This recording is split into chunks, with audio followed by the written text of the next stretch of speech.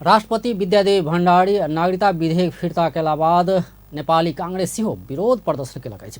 धनुषा के ढलकेबड़ में नेपाली कांग्रेस के नेता तथा कार्यकर्ता पूर्व पश्चिम राजमार्ग में चक्का जाम केलकै छ। सोमदिन ओ सब करीब आधा घंटा चक्का जाम केने छल। चक्का जाम में उतरल कांग्रेस कार्यकर्ता नागरिकता विधेयक जल्दी प्रमाणीकरण कैल जबाक, संविधानक धारा के पालना कैल जबाक सहित के मांग केने छल।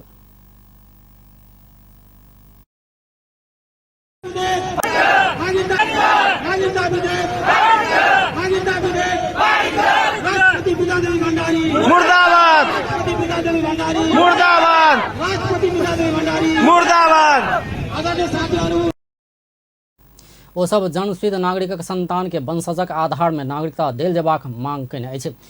प्रतिनिधि सभा और राष्ट्रीय सभा जन्मसिद्ध नागरिकता प्राप्त नागरिकक संतान के वंशज के नागरिकता पैबाक आ माय के नाम से नागरिकता लेल जबाक व्यवस्था सहित के नागरिकता विधेयक पारित कऽ कऽ प्रमाणीकरण के लेल राष्ट्रपति समक्ष भेजने छल।